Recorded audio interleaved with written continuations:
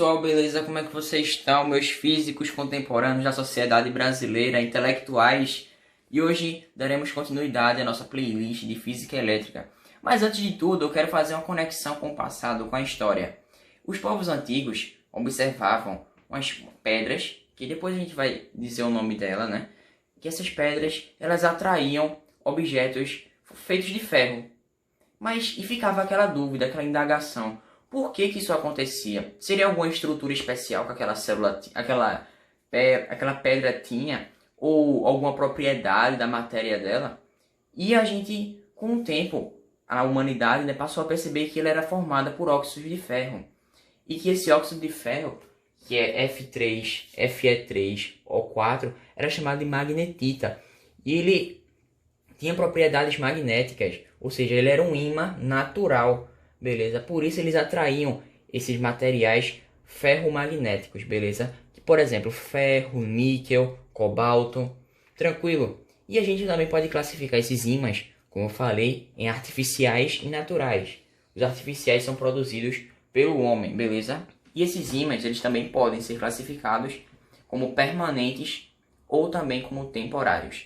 Vamos começar primeiro a partir dos temporários. Quero que você observe essa imagem aqui. Esse quadradinho indica um ímã, beleza? E a parte de baixo, um pequeno parafuso que foi atraído por esse ímã. E eu vou fazer uma indagação. Se eu pegar outro objeto, também como uma colher, aqui, colher linda, né? Ou é uma colher ou uma lupa. Enfim, imagina que isso seja uma colher, beleza? E essa colher eu vou encostar neste parafuso que já está atraído por propriedades magnéticas dentro desse ímã, beleza? E está atraído por eles, estão juntos. E o que vai acontecer? Essa colher também vai ser atraída por esse parafuso. Por que isso acontece? Justamente, observe novamente essa parte aqui, mais à esquerda, que vai estar mostrando como uma fatia de chocolate. Chocolate com vários pedacinhos, vários quadradinhos. E dentro deles vão ver essas setas aqui, beleza? Que elas vão ser chamadas de domínios magnéticos. Mas calma. Antes do parafuso estar justamente sendo um ímã temporário, né? Que depois que eu fazer a retirada de tudo isso, vai acontecer a normalização desse parafuso, beleza? Antes de acontecer tudo isso, essas setas que eu lhe mostrei, elas estavam todas desordenadas. Todas estavam desorientadas. Justamente quando eu coloquei o ímã, elas ficaram todas no mesmo sentido. O que eu quero dizer com tudo isso? Que ele passou a ser imantado. Imantado num processo temporário, né? Ele foi um ímã temporariamente. Beleza? Depois de desconectar, vai haver um certo período de tempo para que essas setas, chamadas de domínios magnéticos, voltem à sua desorientação, né? Justamente ele vai deixar de ser esse ímã temporário. Agora voltando para o nosso planeta Terra. A gente vê um grande planeta e que no centro dele vai ter o quê? Níquel e ferro fundidos. E esses líquidos vão estar em movimento. E isso vai gerar um campo magnético, como a gente pode perceber aqui nessa imagem. Entenda que aqui é o Polo Sul e aqui embaixo é o Polo Norte, beleza? Eu desenhei esse ímã aqui para que fique mais didático, para que possa ficar uma compreensão melhor. Mas antes de tudo eu quero que você observe para essas linhas de indução. Qual é a característica que elas têm em comum? A gente pode perceber que elas sempre saem do norte e vai para o sul. Sempre do norte para o sul. Isso é uma regra? Com certeza. Isso aí eu acho que você já tem que ter anotado no caderno. Anote essa regra que é muito importante. Além disso, temos outra também. E que essas linhas de indução, elas não somente passam pela parte externa, como vocês podem ver, mas também elas fazem a volta aqui, saindo do norte, saindo do norte e entrando no sul e justamente passando pelo interior deste ímã. Beleza? O que isso quer dizer?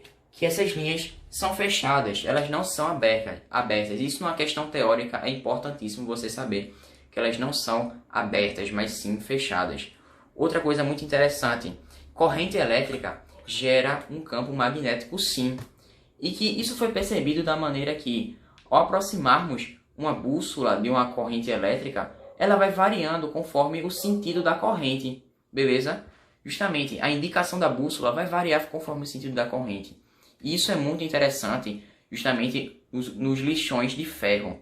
Aqueles lixões lá que vai ter vários materiais de carros descartados, partes de carros, em que vai haver um grande ímã que vai atrair todos esses materiais para cima. E esse ímã é um eletroímã, na verdade, e que justamente, se acabar a corrente elétrica ali, todo aquele procedimento, toda aquela atração vai deixar de acontecer, beleza? Isso também é muito presente, esses processos, numa guitarra elétrica e também em objetos cotidianos do nosso dia a dia. Como você tem agora a guitarra elétrica, a gente às vezes utiliza esse material, esse instrumento, mas a gente não entende essas propriedades. Por isso é tão importante estudar a ciência. Vamos para a segunda parte aqui, que é sobre eletromagnetismo. E só voltando no que eu havia citado, eu citei que a corrente ela vai gerar um campo magnético. Isso foi uma descoberta muito importante. O tanto que a partir desse conceito, foram criados os eletroímãs, como você pode perceber aqui. E eu mostrei aqui que corrente elétrica promove a geração de um campo magnético. Mas como isso pode estar presente na nossa, digamos assim, no nosso mundo visível? Como a gente pode ver na nossa realidade? Num guindaste de ferro velho, por exemplo, você vê toda aquela armação e na parte, justamente na extremidade dele, vai ter um grande ímã, que é um eletroímã, né? Ou seja, enquanto haver corrente passando por ele, vai haver campo magnético. Se cortar essa corrente, instantaneamente o campo magnético deixa de existir, beleza? Ou seja, vai atrair todos os materiais que estavam aqui anteriormente, né, acumulados no chão, atraindo justamente para a parte que está o eletroímã, beleza? Mas será que é somente isso, corrente elétrica? Somente é nessa ordem corrente elétrica gera campo magnético? Será que o campo magnético não pode gerar corrente elétrica? E foi pensando nisso que Michael Faraday, um grande cientista, principalmente da física experimental, ele passou a fazer estudos, como por exemplo, ele pegou um fio em um formato de bobina, né? E pegou também um ímã e começou, imagine que isso aqui é uma bobina, e ele pegou o ímã e começou a fazer movimentos próximos a essa bobina, esse fio em formato de bobina. E ele passou a perceber que ali passou a existir uma corrente elétrica, sem que aquela bobina estivesse conectada a um gerador. Ou seja, ele pôde concluir que a partir de um campo magnético do ímã, que está na mão dele, ele conseguiu, a partir daqueles movimentos, né, conseguiu criar uma corrente induzida. E esse processo é chamado de indução eletromagnética. Ou seja, vem aqui para você entender melhor. Um campo magnético que é existente vai produzir uma corrente elétrica, que é justamente a ordem inversa do processo anterior, que corrente elétrica produziria um campo magnético. E justamente o que pôde se perceber disso? Que quando aquele movimento quando o movimento cessava, toda aquela corrente era cessada também. O que a gente pode também concluir a respeito disso? De que essa variação do campo magnético que passava pela bobina gerava tanto tensão quanto uma corrente que era induzida, beleza? Desse processo foi chamado de indução eletromagnética. Mas agora voltando para a parte de eletrostática que eu falei nos vídeos anteriores, a gente vai compreender uns conceitos como blindagem eletrostática e a gaiola de Faraday. Então vem comigo. Blindagem eletrostática. Para a gente compreender essa parte, temos que enumerar em alguns passos.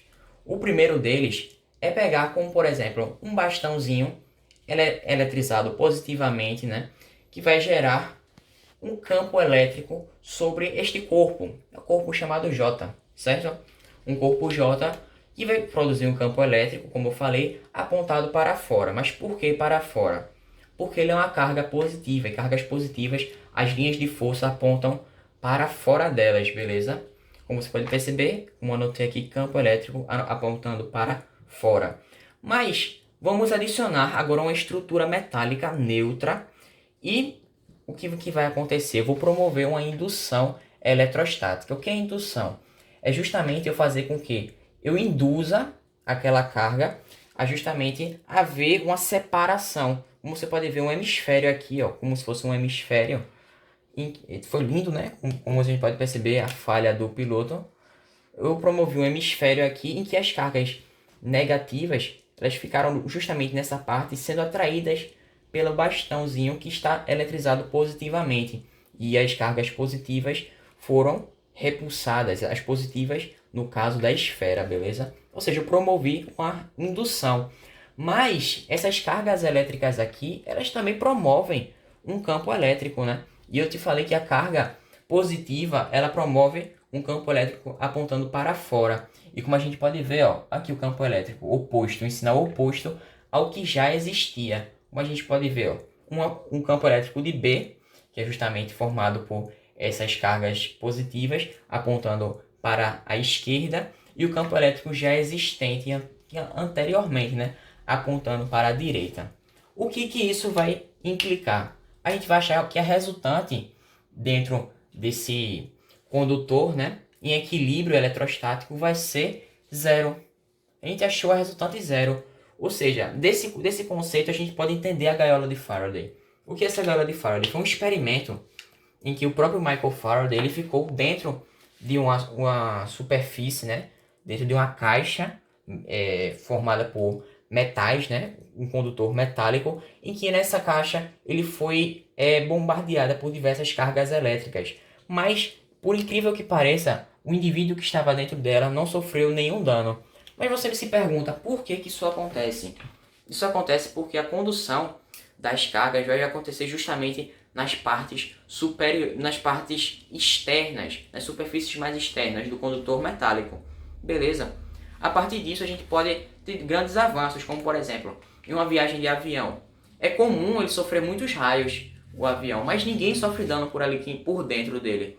Por quê? Justamente por conta da blindagem eletrostática, como eu lhe falei. O campo elétrico vai ficar neutro, vai ficar zero dentro, beleza? Além disso, outro exemplo são os automóveis. Muita gente pensa que a gente está numa tempestade e alguém que está dentro do carro está protegido dos raios por conta do pneu, mas isso não é verdade, não é por conta do pneu, mas sim por conta da blindagem eletrostática, por causa da condução das cargas pelas partes superficiais, as partes externas, beleza? O que faz com que o campo elétrico fique nulo, consequentemente você fique seguro de toda aquela descarga que está causando aquele desequilíbrio ali, que pode causar, portanto, sua morte. Por isso, é um local muito seguro. Muita gente pensa que um local seguro, na verdade, é numa árvore, mas não é. Justamente por conta que as árvores elas têm vários galhos, e galhos eles são pontas, né? E tem o princípio do poder das pontas. O campo elétrico nessas partes pontiagudas vai ser muito elevado, o que vai atrair esse raio. Por isso, muitas árvores caem durante tempestades, durante esses desastres naturais, né? Esses acontecimentos naturais. E justamente isso promoveu grande segurança, porque a gente conseguiu trazer essa proteção às nossas vidas a partir de um conceito que foi muito estudado por Michael Faraday. E é isso, pessoal. Agradeço pela sua participação, pela sua visualização. Espero que você tenha gostado de toda essa parte da física elétrica. E nos próximos vídeos, vem comigo que a gente vai começar com física mecânica. E eu espero que você deixe o seu like, que você tenha gostado. Compartilhe com seus colegas. E é isso. Fiquem com Deus. Valeu, falou.